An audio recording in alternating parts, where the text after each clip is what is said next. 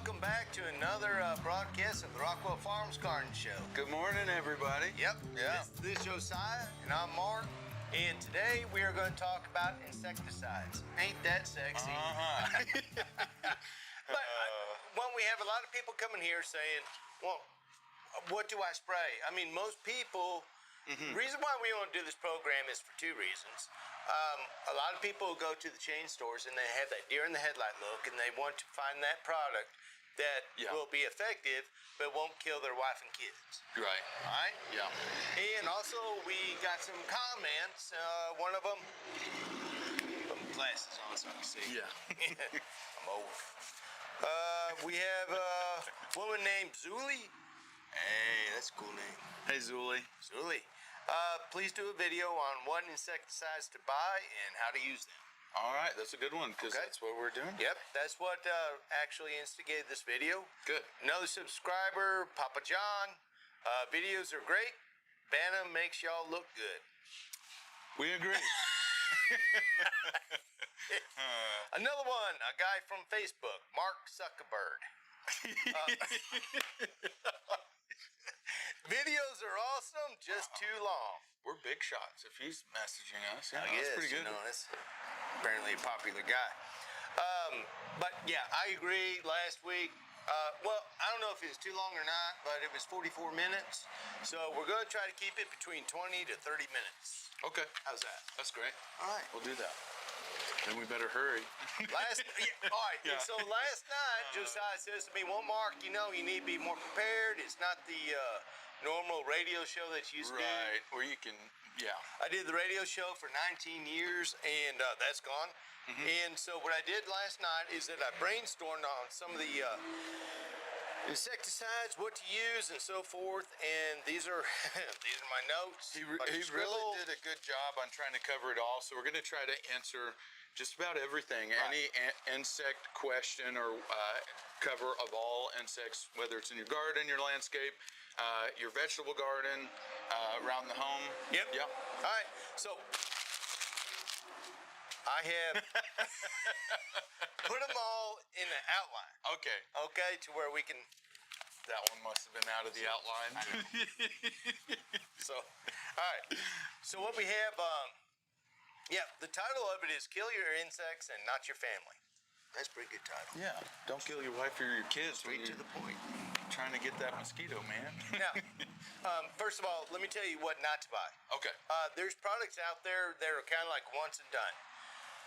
I have seen in the chain stores products for your vegetable garden that have imidacloprid in it.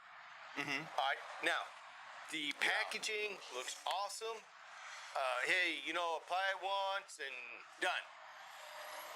That is dangerous because if you read the fine print, it'll say do not harvest till 3 months. I mean, it's almost like you need to rope off your garden before you let your kids in there to harvest. You can't spray and then go out and pick a tomato after you sprayed. And a lot of people don't even read that little fine print. They don't.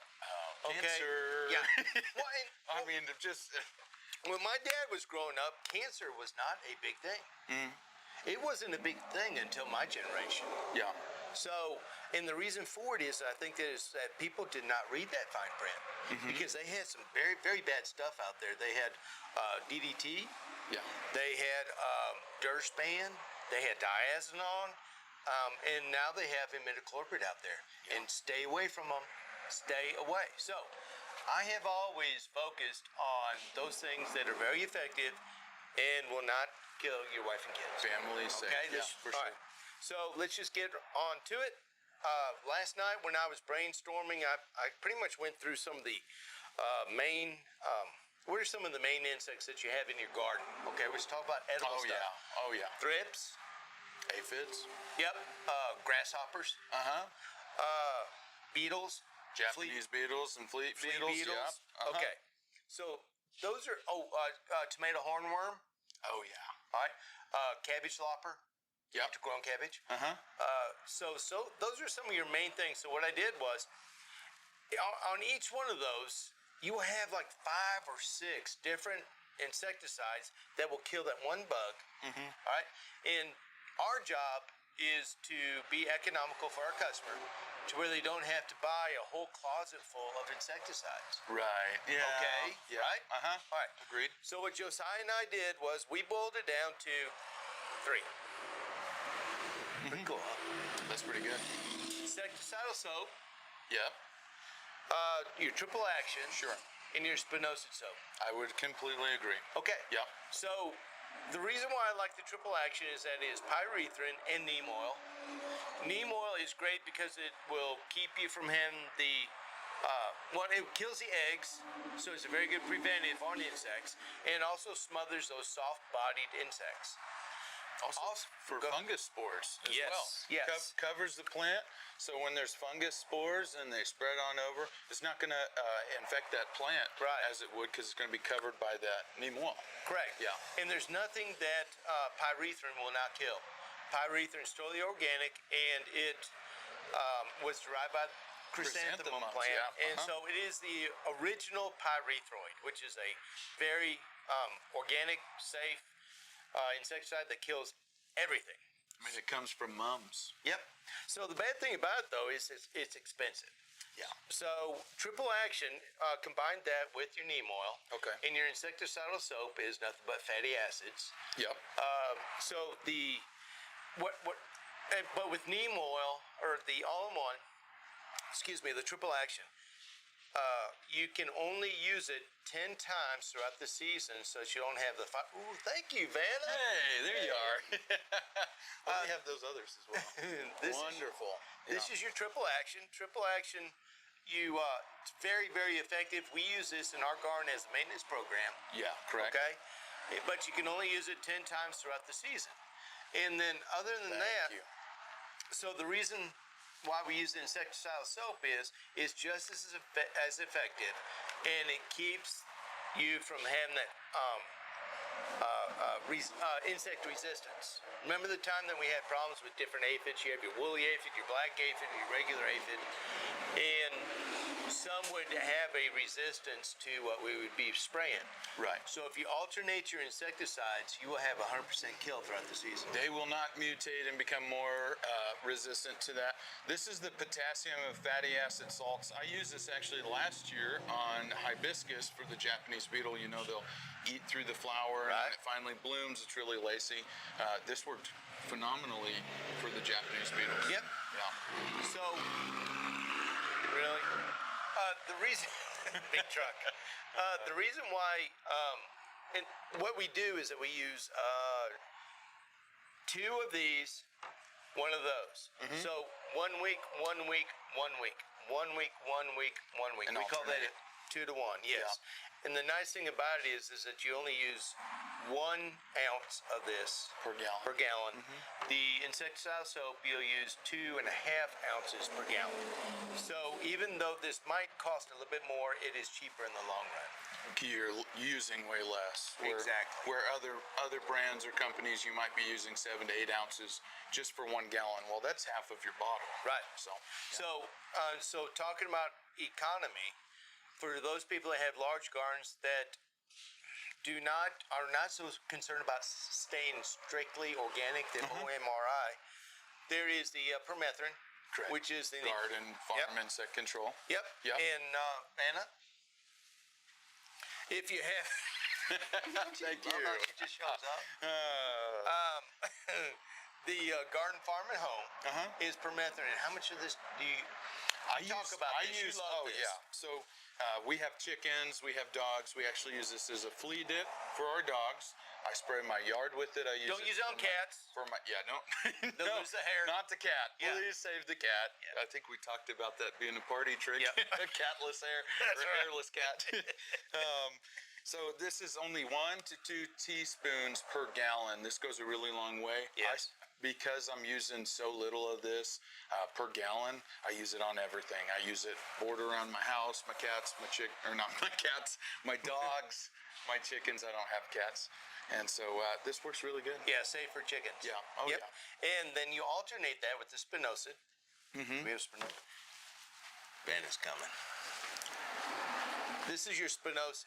Okay, now spinosad you use, I believe, 2 ounces per gallon, but we alternate it. We'll 2 to 1 again. permethrin or Garden Farm and Home, spinosad. And then reason why we like spinosad is because it does havoc on some of your vine borers, Yep. any caterpillars, Hornbeam worm. the hornworm, Yeah. and any beetles, flea beetle. Okay, so it's it's not like there's things that spinosad will not kill that the permethrin does. Permethrin kills like aphids. This does not.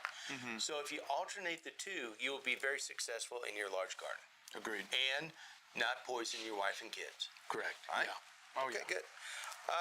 Now I want to talk about your landscape care. Okay. Oh wait, let's get back to the fungal, bacteria, and diseases. Vanna, can you bring out that copper fungicide in the F5? Now, I hate the word F5 because it tells you nothing. Fungicide 5. We could call it Fantastic 5. Fantastic 5, baby. You got some? Okay, good. Your copper fungicide. Yes. I'm gonna set these back. These are both bactericides and fungicides. The reason why that's really, really important is because, like on your fruit trees, you will have fruit rot, okay? And that is a bacteria. And if you have, like in the garden, your powdery mildew on zucchini and squash, very bad. Yeah. Even though you're using your triple action as a maintenance program, when it gets hot and humid, sometimes that triple action can't keep up. Boom. I like with the fungicide 5 now with peaches, the peach leaf curl. Yes. I use I have peach trees at my house. I use the copper fungicide on ornamental peaches, the ones that just flower or fruiting. That's what I actually use for a preventative as well. Next week, we're going to talk about the fruit tree care. Great. Okay, so that's going to be a very good video. Don't miss it, because we're going to touch on that on your fruit trees. Definitely agreed. Cool. Yeah. All right. Landscape care. Vanna, do you have the tree and shrub? The tree and shrub is one of our go-to. Well, it is our go-to. Absolutely. On borers. Yeah. It kills the round-headed borer and the flat-headed borer. And the instructions on the back are a little confusing. So when you come to Rockwell Farms, we have printouts. I printed out on exactly how to use it in layman's terms, what it kills, exactly how to use it. This product, you mix it with water and you pour it at the base of the tree. And what it does, it translocates up into the vascular system of the tree because you can't spray up there. And it pretty much cleans out all the borers. Okay. Yeah. Yep. It'll soak up through the root system, go through the cambium, and travel through the tree. So then when any insects really start eating on the tree, it's going to take care of them. You're exactly right. So, like leaf miner, aphids that are way up there. Now, of course, we don't recommend this on fruit trees because you probably want to eat the fruit off of those. Right.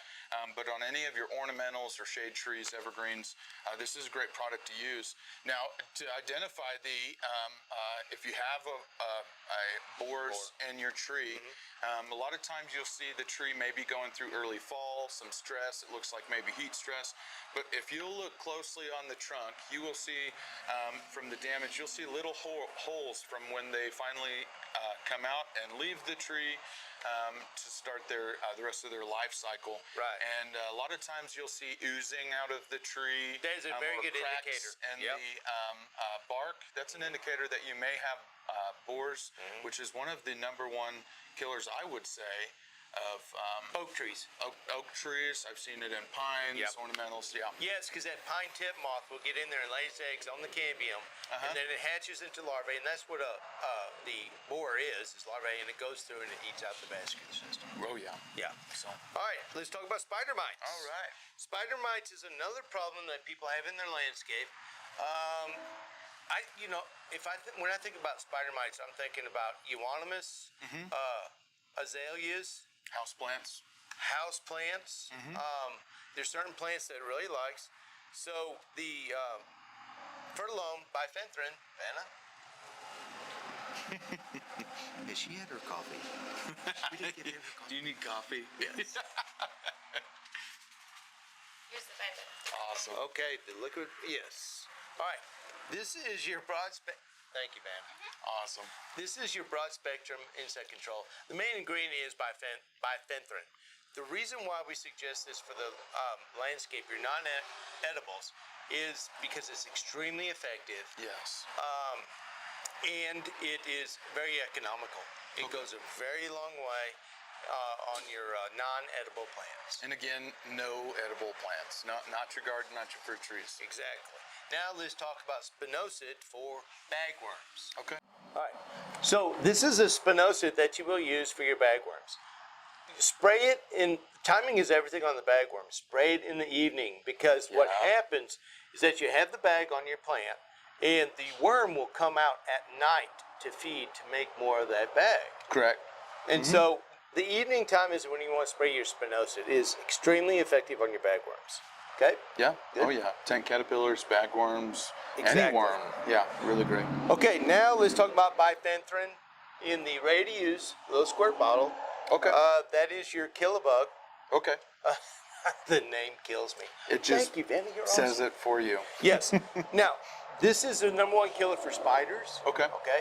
So, what I recommend to people that have boats out there at the dock, keep this in your boat.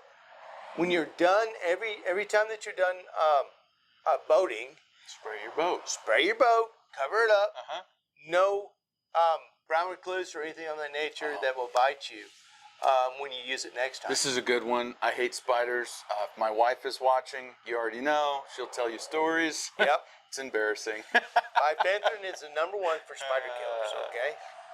So now let's talk about web worms. Systemic insect control. Yes. Web worms will be high into the tree, and they're very...